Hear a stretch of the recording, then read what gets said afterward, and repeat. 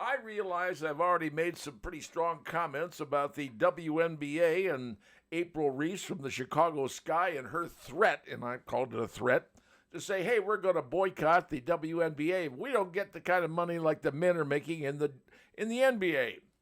Well, ma'am, let me give you a little extra what I know that I have just learned. That's why I'm doing this. Is apparently there's been a 600% increase in the new 11-year guaranteed media rights revenue deal.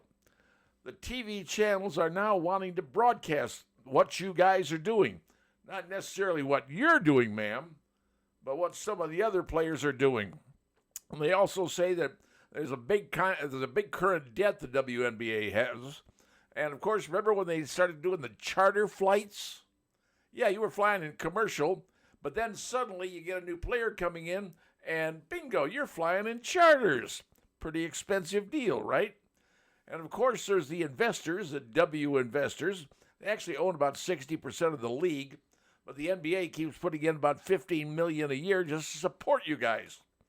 Well, it looks like right now you got a couple of new teams coming in, San Francisco and Toronto, but looks like the numbers are coming out that maybe, just maybe, that in 2026, next year, you guys might get a big, giant pay raise. Yes, that's a possibility. And I'll tell you what, there's a lady out there who has some thoughts on you ladies playing in the WNBA. Her name is Nancy Liebermann. Now, you probably don't know who she is. She's about 2 generations behind you, maybe 3. Born in 1958 from Queens, New York. They called her Lady Magic because she was sort of Magic Johnson wearing a skirt.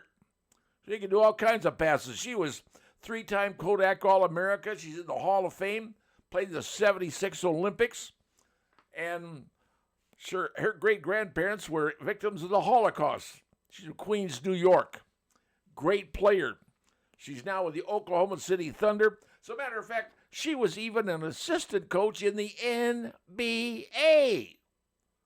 She's nothing to mess around with. She's a classic. Well, here's what she had to say, and I'm quoting her here. She said, what Caitlin Clark has done for the game is generational. As a baller to a baller, I want to say thank you, Caitlin Clark, for just lifting up our game. You and so many great players for what you are doing. You're going to make all these women multimillionaires one day like Tiger did, like Michael Jordan did. And we shouldn't hate on her. We should celebrate her and not just tolerate her. We prayed to have the media that's going on right now. My generation, and it's happening right now.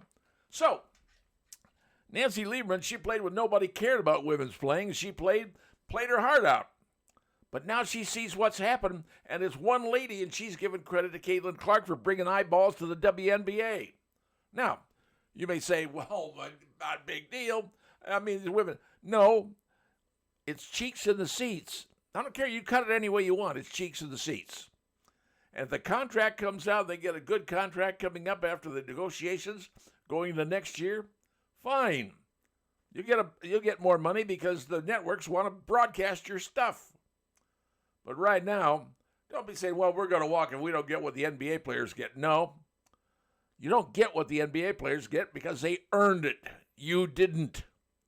Right now, you're a fledgling, and you got one player that's helping you to get there just like Ms.